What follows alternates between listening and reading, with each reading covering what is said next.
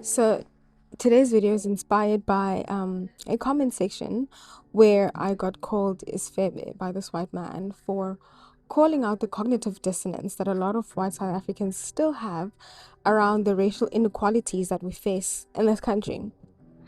There's band practice happening behind me, so I hope you hear me. Okay, just shine on my forehead. Just shine on my forehead. Just lighting. So it's inspired by that, and I'm just gonna like start this video um while I'm still writing this. I was gonna write an essay from like inspired by that, but um I just kind of want to say it. So what I wrote here starts off like this. Have you watched a white South African completely butcher your name? Not like try, no, like they look at your name, they say whatever comes to mind.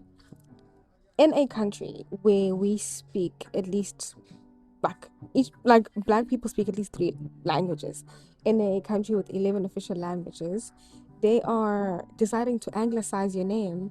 They are deciding to, I don't know, like call you a nickname because it's too hard to learn. And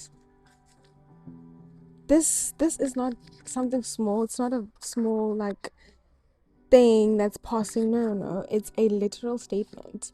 It's a literal statement. And they're saying that your identity and your culture, they're not worth learning. They're not worth their time. And this, I'm saying this as like an entry point to something bigger that I want to talk about, because it's this very comfortable insensitivity that's leading to discussions like this on the internet, where people are refusing to see the reality of things. um So I'm just gonna firstly name certain things that black people experience in this country regularly, that white people, I'm sure, are very like unaware of. Um Firstly, like walking into a predominantly white space and getting those stares, like it's a very uncomfortable feeling. It's like you're being told that you're very unexpected here. What are you doing here? You know? Um Secondly, um being discriminated against using rules, using professionalism, as a guise. And I mean, like, it starts in schools, where basically what they're saying is that the standard for hair is white hair. So these braids, whatever, anything that's not white, it's unprofessional. Black kids are policed so much in schools that it's insane. Like, I remember we would get like the black girls, their skirts would be checked all the time. The white girls, though, no one really gave a fuck about their skirt lengths. Indirect racism. And then something else that's normalized in this country that I feel a lot of white people are very dissonant about is the fact that all domestic workers are black. Their gardeners are black. They literally have a black woman making lunches for their kids. They have a black man tending to their garden, but they still cannot understand the structural inequality that allows for that dynamic to be normalized in the first place, right? They still cannot understand that. And this is the cognitive dissonance that I'm talking about, because these are the same people that will still be like, why do black kids want handouts? Why do they want more nesfis? We want the same things y'all were given during apartheid. Like, and I just want to talk about where I feel this comes from.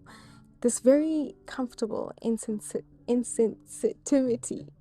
This very comfortable insensitivity towards black people and black people's pain. And I think it comes from the infamous Nelson Mandela saying, forgive and forget. That statement was so harmful. It literally told people that black people's pain does not matter. We should just move on from black people's pain. It literally does not matter. And that's why people feel comfortable saying, it was better during apartheid. Like the ideology of your your oppression, your suffering being buried, and like you're given political power. So let's just move on from this. It's so harmful. It really is harmful. Like being quieted down. Like, no, let's just move on from this. This happened, it was really bad, but let's move on. And yeah, that's what happened. People moved on. I mean, white people moved on with the institutions, with the schools, with their suburbs, with the capital, with the black domestic workers.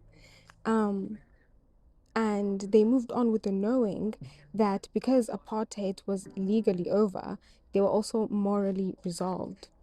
Also, our own first black president told us to forget about that shit. So, but we all know that it's not resolved. It wasn't, it never was, and it isn't. Um, and this attitude that was instilled in people and like white people to just kind of like move on from it, it really does show in the attitudes of the privileged telling students to be grateful for NSFAS, right? We're being told to be grateful for a system that doesn't even cover the real costs of public university, right? A system that leaves a lot of black students vulnerable. Yeah, this is what happens when no one is ever held accountable. No one, and don't come here and talk about the TRC. That was a sham and it was a shame, okay? Yeah, it's this is what happens because now people start to confuse the absence of like explicit oppression with the presence of justice and equality. I don't just want to talk about like the surface of it all. I want to talk about how deep this actually is. So we have French French scholar, I think he's French, I don't know, Bourdieu. He talked about capital and how it literally determines where you end up. And these are three types of capital. So cultural capital is the knowledge that you have, the schools that you went to, your accent, the way you carry yourself. So you'll hear people, get rejected at jobs because we're not sure if they fit our culture. Yeah. What they mean is that you're not white enough. Um, but it's, for example, I'm just going to make the example about the Afrikaans university that's going to open in 2028. If you go to this Afrikaans private university opening in 2028, that's rooted in Christian values, it produces a specific type of cultural capital, right? That opens specific doors, right? So now a black kid that went to like a normal university will not be able to unlock or access those opportunities because they do not have the same cultural capital. You understand what I'm saying? And then we have social capital, which is like the network, like the who you know, right? So that's who your parents socialize with, who your parents play golf with. That's your social capital. So just think about this. It's 2.5 students at an private Afrikaans university that's rooted in Christian values. They are from the same cultural background, right? That's basically like a networking factory. It is. It is. And those connections there that they're going to make are going to become jobs and then businesses and then tenders, opportunities, right? And then black kids from public universities are going to go into the same job market without those networks, without that cultural capital. I'm just like making an example of this Afrikaans university that's going to open in 2028, because I looked at it and I wondered what's going to happen, like what it actually means to open a conservative private Afrikaans university, you know? And then we have institutional capital, and that's who owns and controls these institutions. So universities, banks, law firms, etc. Right? Um, that's why I was really like batting an eye when I saw that there was gonna be a 3 billion rand Afrikaans university opening. I was like, why isn't everyone like talking about this? And being private just means that they don't have to explain anything to anyone. On the other hand, I saw something about the Western Cape education department talking about how it was only black and colored kids on a waiting list. Apparently, only black and coloured learners are on waiting lists for Western Cape schools. And obviously, it's causing some pretty major debate and controversy. According to figures presented by the national government, more than 2,400 learners are still waiting to be placed in schools across the Western Cape. Every single learner on those waiting lists is either black or coloured. These figures were put forward earlier this week during follow-ups over allegations of discrimination and racial profiling in the province's school system. To add to this, last year, the Western Cape High Court found that the WCED's admission process was discriminatory towards black poor pupils. Yeah, that's not a coincidence. Nothing is a coincidence. Um, and actually, Bourdieu refers to this as social reproduction. Social reproduction, where like inequality is reproduced from like one generation to the next and to the next. And this is done through things like this.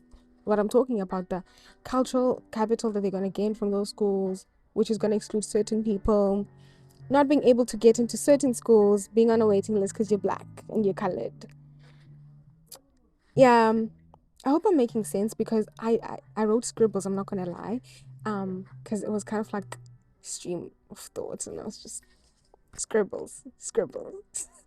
So yeah, that's why I got called this fair bear, um, for pointing out certain things. And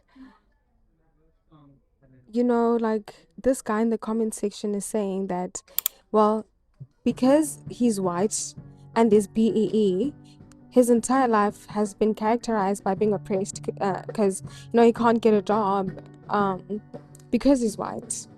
And so we're basically equal. So why should black people keep complaining? Meanwhile, this is how black people are living in 2026. The types of toilets that are used by people in Cape Town, black people in Cape Town. This is a bucket system.